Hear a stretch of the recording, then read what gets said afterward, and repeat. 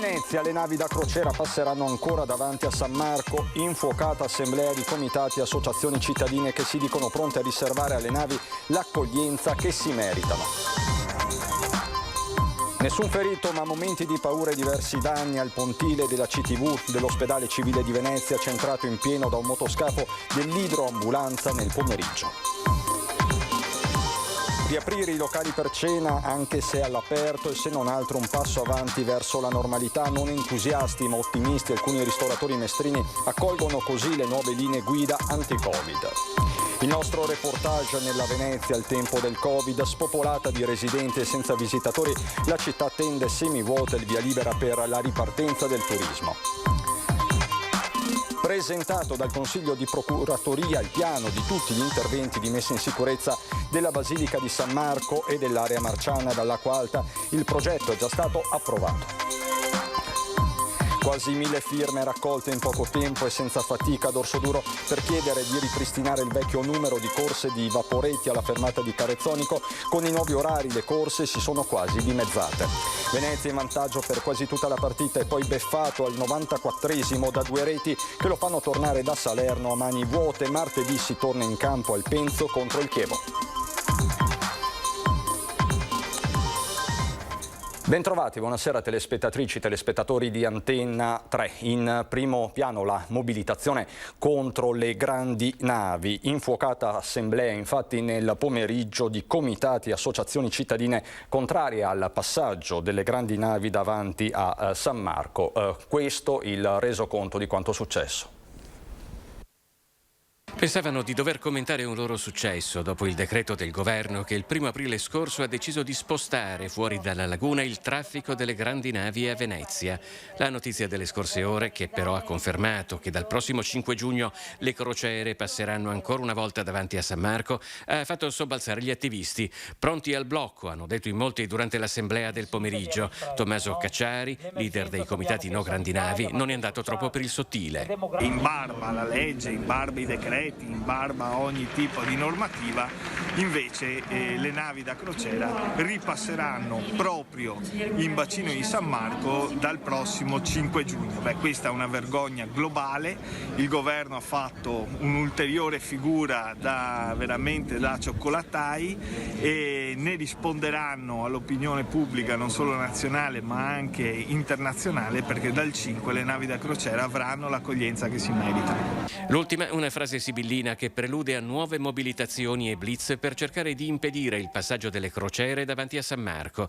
Secondo Cacciari non va bene nemmeno il passaggio a Marghera. Violerebbe almeno 2 leggi, quella che impedisce lo scavo, nuovi scavi in laguna, e quella e la normativa Seveso che impedirebbe alle navi passeggeri di attraversare zone ad alto rischio di incidente industriale, come è il petrolchimico di Porto Marghera. Il decreto del governo invece era stato accolto con tutt'altro spirito dai movimenti cittadini. Abbiamo accolto il decreto del 1° aprile chiaramente con una grande soddisfazione quando parla di blocco, di stop alle navi in bacino San Marco e quando individua la soluzione futura fuori dalla laguna. Lo diciamo solo da 10 anni, quindi è chiaro che come statement politico è molto importante, infatti ha fatto il giro del mondo e sembrava che facessimo un passo nella direzione giusta. Poi il governo però si è ingarbugliato un minuto dopo.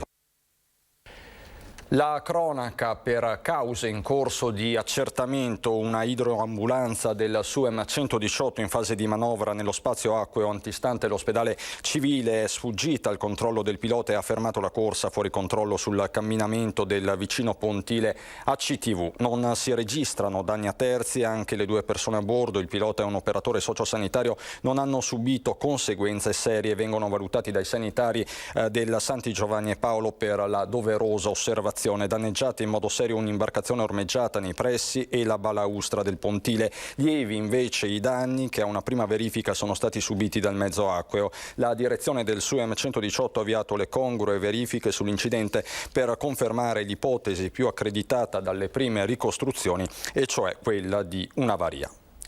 Riaprire i locali per cena è se non altro un passo avanti verso un ritorno alla normalità. Non entusiasti ma ottimisti, alcuni ristoratori mestrini accolgono così le nuove linee guida del governo. Diciamo che riaprire è già un successo piuttosto che restare chiusi. Vedremo esattamente come ci si dovrà comportare e cosa sortirà nei confronti delle persone. Uscire fuori per cena è un ricordo perso nelle nebbie di un'epoca remota e i ristoranti sono tra le categorie che hanno subito maggiormente le limitazioni previste per il contenimento della pandemia. Ecco forse perché, se non altro in centro a Mestre, chi ha a disposizione un plateatico, sebbene con posti inferiori rispetto all'interno, ha accolto non con salti di gioia ma di buon grado le direttive che scatteranno il 26 aprile.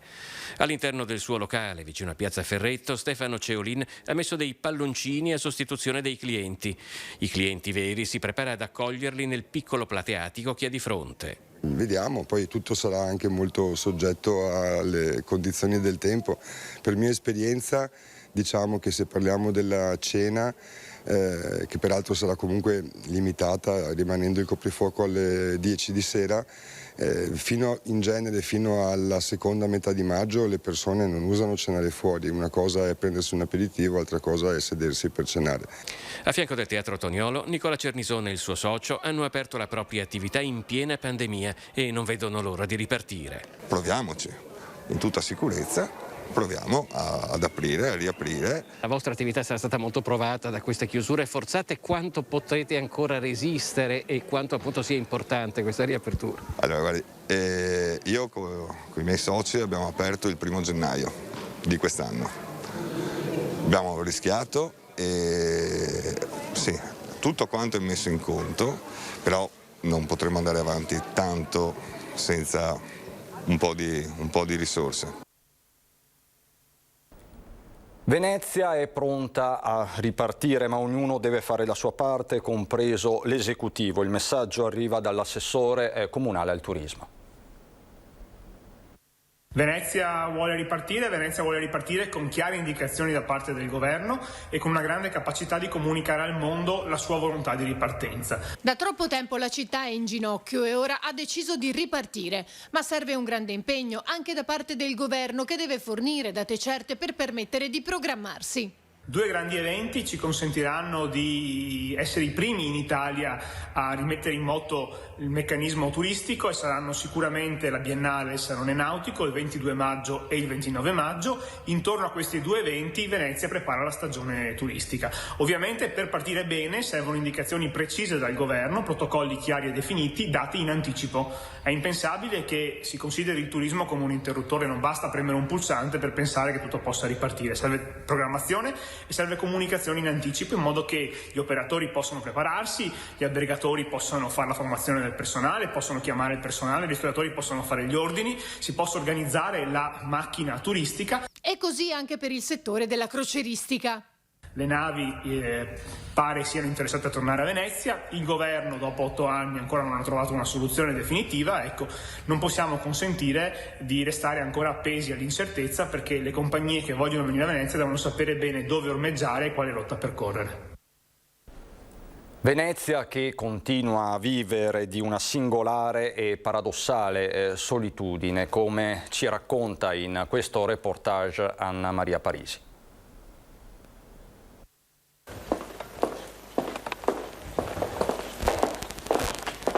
Il ticchettio dei nostri passi tra le cale di Venezia risuona e rimbomba come un eco sordo.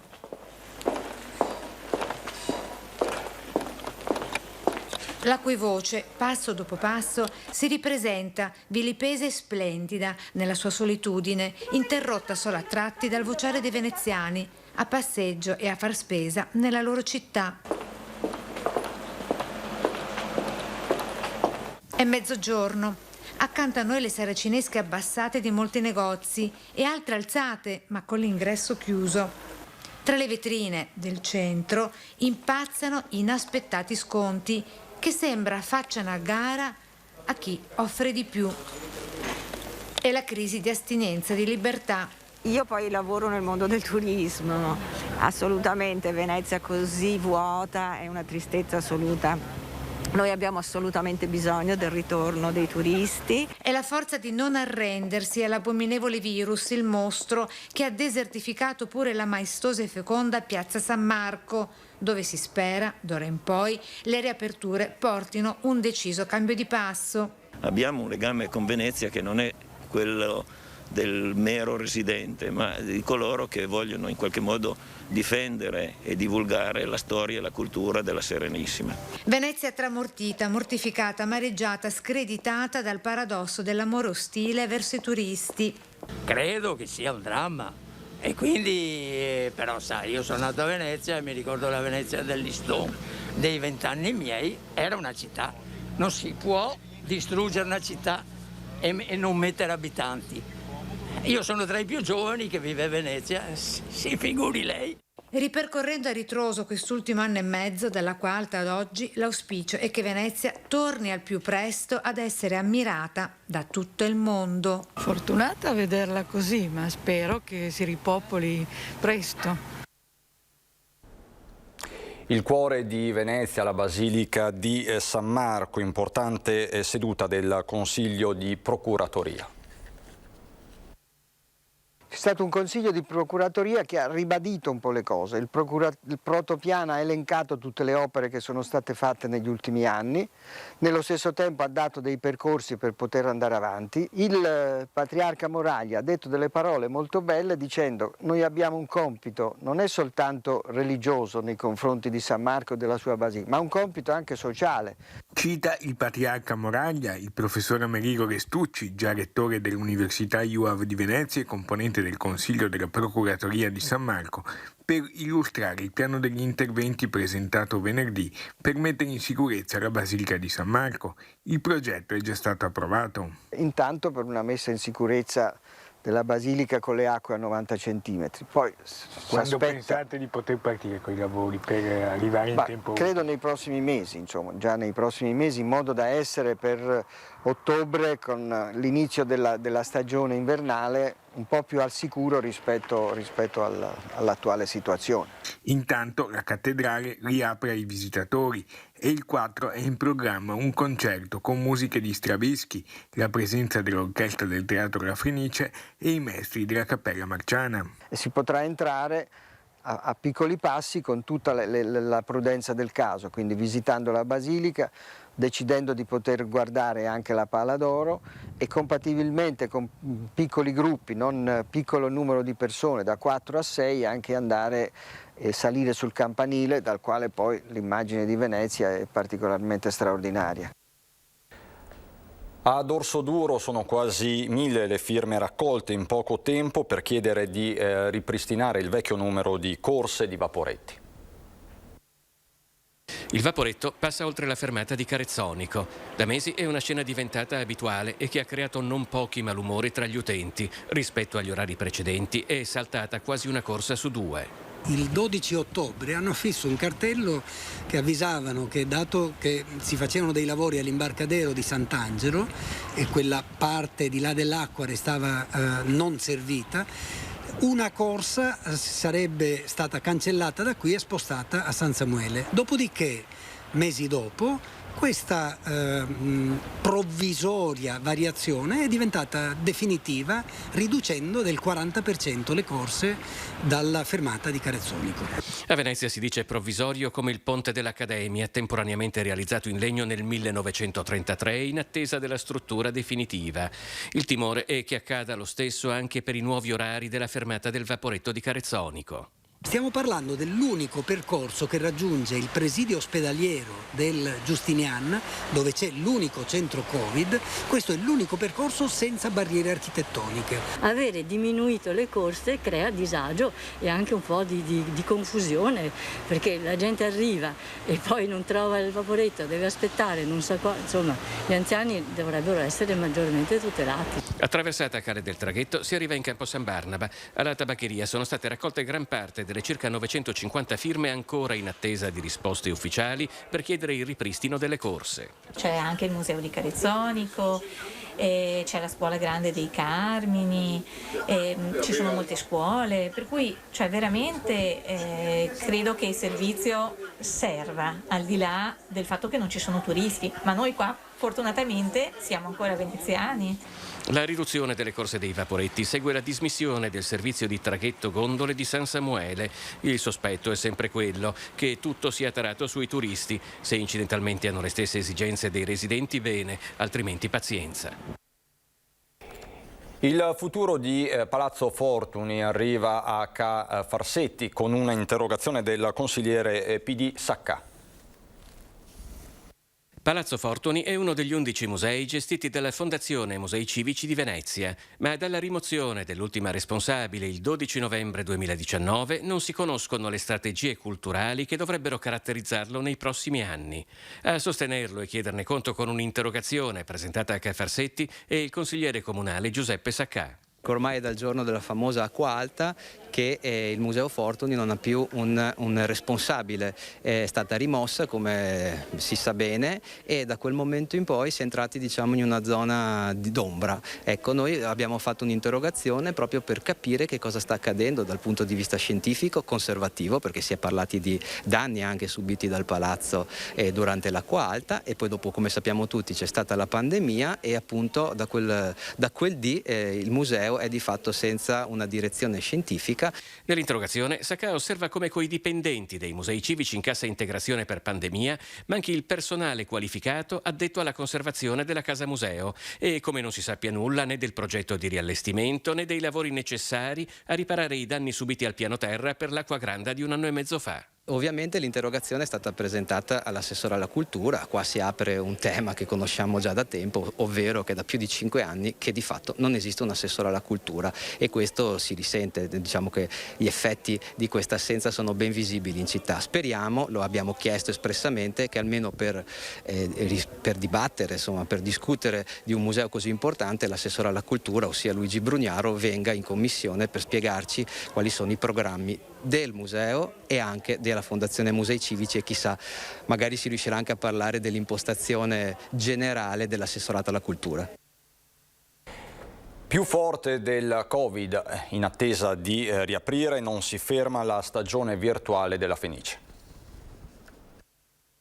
In attesa che si possa finalmente tornare di persona a teatro, la Fenice non si ferma e permette a tutti gli appassionati di seguire gratuitamente da casa un'offerta musicale che non ha conosciuto pause. Sul nostro canale YouTube continua ad essere disponibile tutta la programmazione che abbiamo fatto in streaming durante l'inverno fino all'ultimo Requiem di Mozart dello scorso venerdì santo e da sabato insieme alla diretta del Mandarino Meraviglioso sarà disponibile anche l'Histoire de Soldat che facciamo in questi giorni al Teatro Maggiore. Béla Bartók compose il Mandarino Meraviglioso nei mesi successivi alla fine della Prima Guerra Mondiale. La prima rappresentazione del 1926 a Colonia, dove poi fu peraltro vietata dal sindaco, il futuro cancelliere tedesco Konrad Adenauer, perché il soggetto appariva troppo scandaloso. Non sarà la suite sinfonica, sarà l'intera musica che Bartók aveva scritto per una pantomima e che poi è divenuta un balletto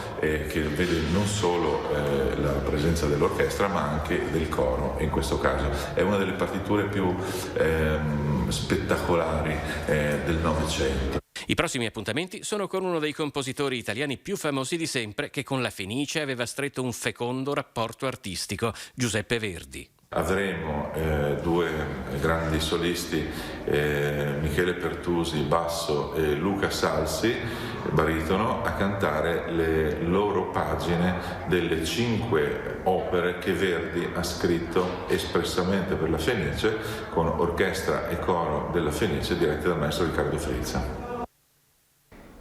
Il Festival del Cinema di Venezia ricorda il grande regista francese Tavernier. Leone d'Oro alla carriera alla Mostra del Cinema 2015, presente su Red Carpet in Laguna fin dal lontano 1976, Venezia ricorda commossa il grande regista e critico cinematografico francese Bertrand Tavernier, recentemente scomparso. Uno degli ultimi grandi cinefili francesi, uno di quelli che hanno segnato la storia della cultura cinematografica nella seconda metà del Novecento. Prima di esordire nella regia era stato un critico importantissimo, 2 enormi volumi dedicati a 50 anni del cinema americano che aveva appena aggiornato e che uscirà nel prossimo autunno con il titolo 100 anni di cinema americano, e poi un volume straordinario, Amici americani, che raccoglieva tutte le sue interviste, tantissime, decine e decine, centinaia, fatte ai grandi registi del cinema hollywoodiano che amava soprattutto e prima di tutto. È stato anche un grande presidente dell'Institut Lumière. Venezia e la mostra non lo dimenticheranno fin dalla prossima edizione a settembre. È stato un grande regista, eclettico, perché ha fatto film di tutti i tipi, ha flirtato con i generi del cinema americano che amava moltissimo, ha tratto ispirazione da romanzi, ha trasferito nel cinema la sua passione politica in difesa degli umili e degli oppressi, dei dimenticati, e tutto questo ha dato origine a un corpus straordinario che non dimenticheremo mai.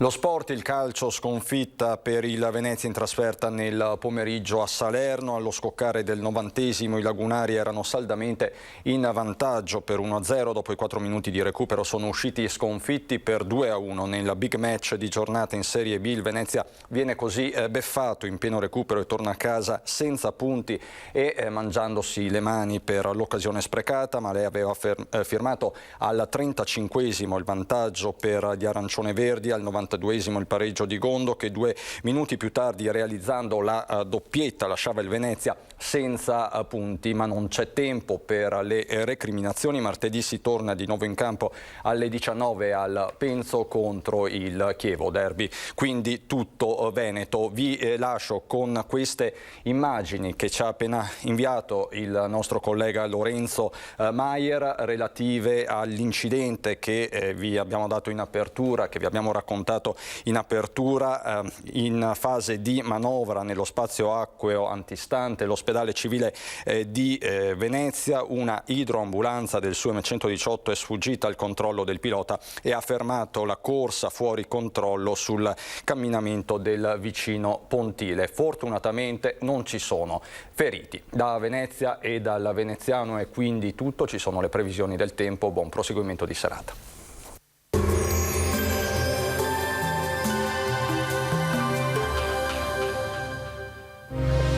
Silea Legnami, le migliori soluzioni personalizzate per la vostra casa e giardino.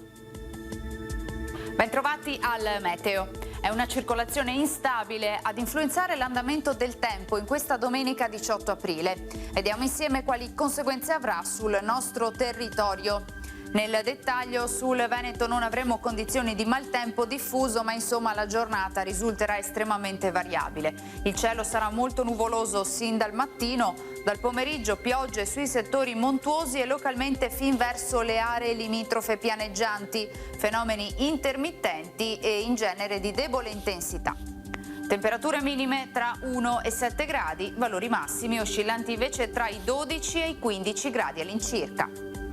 Ci spostiamo ora sul Friuli Venezia Giulia, dove la situazione sarà un po' diversa. Molte nubi al mattino, poi a seguire precipitazioni via via più diffuse. Temperature minime tra 5 e 8 gradi, massime sui 13-14 gradi. Infine ci spostiamo sul Trentino Alto Adige, cielo anche qui coperto, con rovesci discontinui ovunque, localmente anche forti. Temperature minime intorno ai 4-5 gradi, massime sui 15 gradi. Dal meteo per ora è tutto, vi auguro come sempre un buon proseguimento con Antenna 3.